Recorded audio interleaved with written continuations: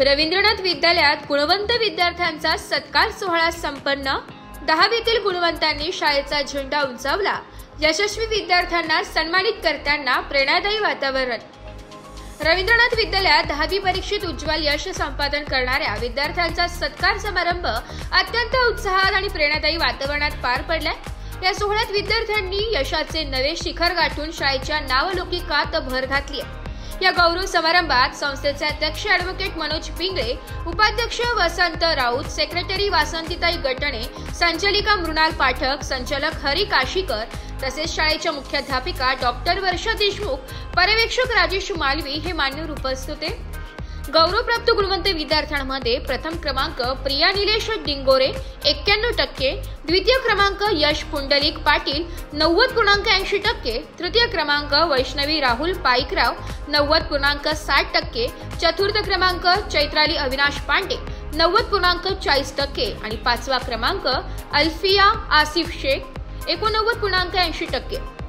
या विद्यार्थ्यांनी मेहनतीच्या जोरावर घवघवीत यश संपादन केलंय। यशस्वी विद्यार्थ्यांचा शाल, श्रीफळ, प्रशस्तीपत्र व स्मृतिचिन्ह देऊन सन्मान करण्यात आलाय। त्यांच्या डोळ्यातून झळकणारा आत्मविश्वास या उपस्थितांसाठी प्रेरणादायी ठरलाय। या प्रसंगी बोलताना अध्यक्ष ॲडव्होकेट मनोज पिंगळे म्हणाले की विद्यार्थ्यांनी शिक्षणात सातत्य ठेवून ध्येयाच्या दिशेने वाटचाल केली तर कोणतीही उंची गाठणे अशक्य नाही। मेहनत हीच यशाची गुरुकिल्ली आहे। संस्थेचे उपाध्यक्ष श्री वसंत राऊत सर यांनी विद्यार्थ्यांना मोलाचे मार्गदर्शन केले आणि भावी वाटचालीसाठी शुभेच्छा दिल्या। सेक्रेटरी वासंतीताई गटणे मॅडम यांनी सुद्धा विद्यार्थ्यांना मोलाचे मार्गदर्शन केले। मुख्याध्यापिका डॉक्टर सौ वर्षा देशमुख यांनी यशस्वी विद्यार्थ्यांचे अभिनंदन करताना सांगितले की हे यश विद्यार्थ्यांइतकंच शिक्षक, पालक आणि शाळेच्या एकत्रित प्रयत्नांचे फळ आहे। वैष्णवी पाईकराव या मुलीने सुद्धा आपले मनोगत मांडले आणि शाळेचे भरभरून कौतुक केले। कार्यक्रमाचे संयोजन आणि सूत्रसंचालन अमिता पाठक यांनी तर आभार प्रदर्शन श्री बाळासाहेब राठोड यांनी केले। संपूर्ण कार्यक्रमात विद्यार्थ्यांचे यश, पालकांचे समाधान आणि शिक्षकांचा अभिमान भरून राहिला होता। या प्रेरणादायी सोहळ्याने पुढील विद्यार्थ्यांसाठी नवा आत्मविश्वास निर्माण केला असून या यशकथांनी शाळेच्या इतिहासात एक सुवर्ण पान नोंदवले। आपले टीचर हे स्टार आहेत, ते स्टार सिनेमात बघतो आपण, पण तिने सांगितलं की हे जे टीचर्स आपल्याला शिकवतात हे आपले स्टार्स आहेत, म्हणजे आपले आदर्श आहेत। शिक्षकांवर फार मोठी जबाबदारी होऊन जाते जेव्हा आपल्याला आदर्श म्हटलं जातं, आपल्याला स्टार म्हटलं जातं त्यावेळेस वगैरे, तर त्या पदापर्यंत आपण सगळेजण पोहोचत असतो।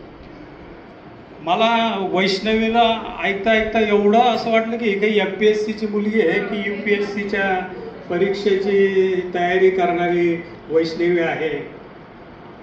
जे इतकं सुंदर बोलली ती, म्हणजे मला काय बोलू असा आता प्रश्न पडलेला आहे तिच्या पुढे, की इतक्या चांगल्या पद्धतीने तिने आपले विचार मांडले। तिच्या ज्या भावना आहेत त्या फार महत्त्वाच्या आहेत।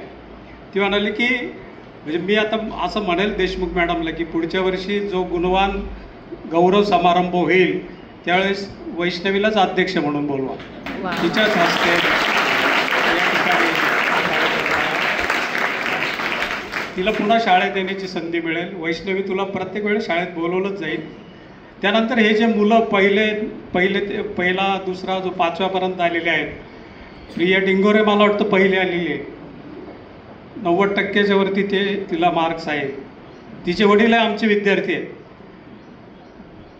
ते एवढे हुशार नसतील जे तिने पहिला नंबर मिळवला, पण ते माणूस म्हणून खूप चांगल्या पद्धतीने आज काम करतायत, हेही फार महत्त्वाचं आहे। या सगळ्या मुलांनी 90%च्या वरती मार्क्स मिळवलेले आहेत। ही गुणवत्ता तुम्हाला टिकवण्याची त्या ठिकाणी आता तुमच्याकडनं खूप अपेक्षा तुमच्या पालकांच्या आहेत की ही पहिली पायरी आहे तुमची शालेय जीवनातली, ही पहिली पायरी 10वीची परीक्षा देणं ही प्रायमरी स्टेज आहे। तुम्हाला आत्तापर्यंत आयुष्यामध्ये बऱ्याच परीक्षा द्यायच्या होत्या। 12वी नंतर जे बोर्ड आहे, 12वीच्या बोर्डला तुम्ही काय करतात हे महत्त्वाचं आहे, आणि 12वीची परीक्षा दिल्यानंतर तुमच्या आयुष्याला खऱ्या अर्थाने त्या ठिकाणी सुरुवात होईल। मुलांनो, या ठिकाणी तुमच्या पुढे एवढी प्रचंड वेगवेगळी क्षेत्र आहेत। कॉलेज आर्ट्स आहे, कॉमर्स आहे, सायन्स आहे, इंजिनिअरिंग आहे, मेडिकल आहे, फार्मसी कॉलेज आहे, हे एवढं मोठं AI सारखं क्षेत्र आहे। तर हे सगळे क्षेत्र तुम्हाला आकर्षित करतायत। वैष्णवीने जसं सांगितलं की आता तिने मार्गदर्शन केलं या मुलांना, 10वीच्या मुलांना, की अभ्यास करताना कसा केला पाहिजे, मी कसा अभ्यास केला, हे तिचे अनुभवाचे बोल आहेत. ते तिने तुम्हाला अनुभवाचे बोल सांगितलेले आहे आणि त्या दिशेने तुम्हाला या ठिकाणी आपल्या अभ्यासाची दिशा ठरवावी लागेल आहे. आपल्या अभ्यासाचं प्लॅनिंग तुम्हाला करावं लागणार आहे. म्हणजे आता तुमच्या लक्षात आलं असेल की 80-90% मार्क्स मिळवणं हे का गरजेचं आहे. तर आपल्याला चांगल्या कॉलेजला जर प्रवेश घ्यायचा असेल तर त्या ठिकाणी आपल्याला या मार्कांची त्या ठिकाणी गरज असते. आपलं जे करिअरचं जे एक आलेख असतो त्याच्यामध्ये 10वीच्या परीक्षेचे मार्क्स बघितले जातात, 12वीचे बघितले जातात, डिग्रीचे बघितले जातात आणि त्यानंतर मग आपल्या करिअरला सुरुवात होत असते. तर या रवींद्रनाथ टागोरचं जे स्वप्न होतं की मुलं ही बोलली पाहिजे. जसं आता मुलं बोलली, अनेक मुलं आपली, काल मी परवा विज्ञान छंद मंडळाचं या ठिकाणी अतिशय चांगला कार्यक्रम या ठिकाणी झाला आणि त्या ठिकाणी ज्या मुलांनी प्रश्न विचारले ते सर्पतज्ञ आलेले होते आणि मुलांनी इतके प्रश्न विचारले त्या ठिकाणी मुलं बोलती झाली आणि त्यांच्या प्रश्नांना उत्तरं त्या ठिकाणी त्या सरांनी दिलेली होती. म्हणजे प्रत्यक्ष काय या शाळेमध्ये मुलांना विचार करायला शिकवलं जातं आणि मुलांनी विचार केला पाहिजे. ज्यावेळेस मुलं विचार करतील त्यावेळेस ते खऱ्या अर्थाने उभे राहतील. कोणीतरी शिक्षकांनी सांगितलं, कोणीतरी दुसऱ्याने कोणीतरी सांगितलं म्हणून तू हे कर असं नाही. तुमच्या मनाला काय वाटतं हे फार महत्त्वाचं आहे. आणि सगळ्यात महत्त्वाचं आहे की आपण ज्या घरातून आलेलो आहोत ते काय आपण अदानी किंवा अंबानींच्या घरातून आलेलो आहोत का? नाही. आपण अतिशय सर्वसामान्य घरातून आहोत. आपले आईवडील अतिशय कष्ट करतात. आपले आईवडील आपल्या शिकण्यासाठी, त्याने शिक्षण घ्यावं यासाठी अहोरात्र ते प्रयत्न करतात, अहोरात्र कष्ट करतात.